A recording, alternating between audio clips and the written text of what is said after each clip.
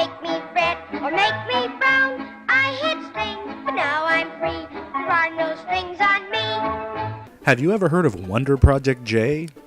Yeah, well, I don't blame you, no one really has. Wonder Project J is a game for the Super Famicom that was never released outside of Japan.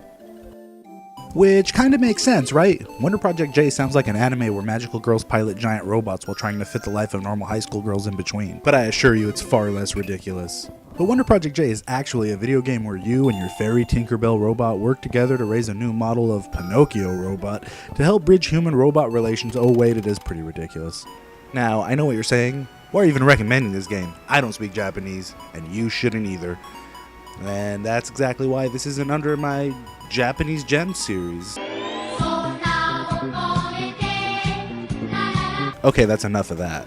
So going back to my topic from last week, this is a different kind of ROM hacking entirely, for the purposes of translation. And as long as someone has both painstakingly and lovingly translated this game, you might as well play it. They did all that work for you. To give credit where credit is due, this game is translated by a team known as Whacktax, or Waketax, or something. It's also brought to us by Enix, the company who's made such famous JRPGs as Dragon Quest, Star Ocean, The Other Dragon's Quest, and Busta Groove. Enix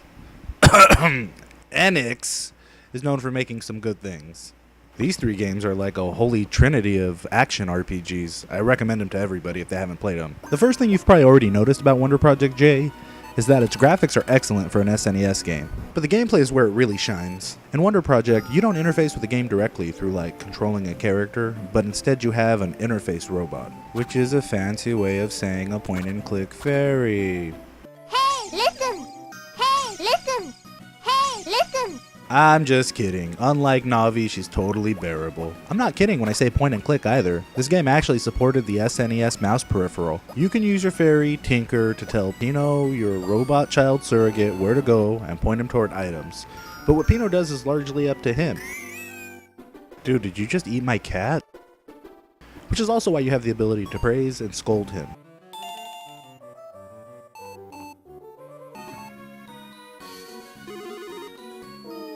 On top of this, almost everything Pino does to interact with the world changes his stats, and his actions going forward.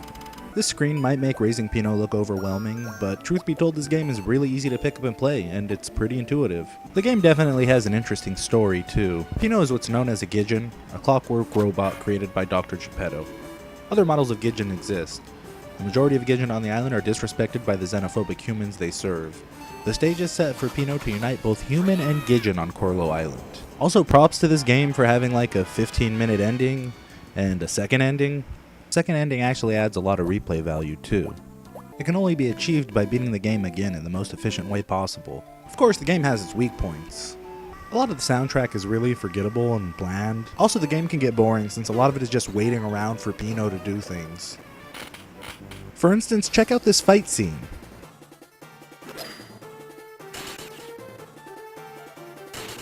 This goes on forever. There's no player input here, and if you fail, you have to watch this all over again.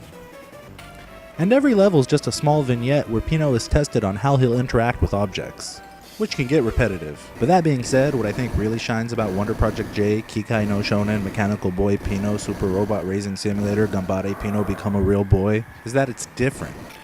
I mean, have you ever played anything quite like this? Oh, Tamagotchi? Oh yeah, never mind.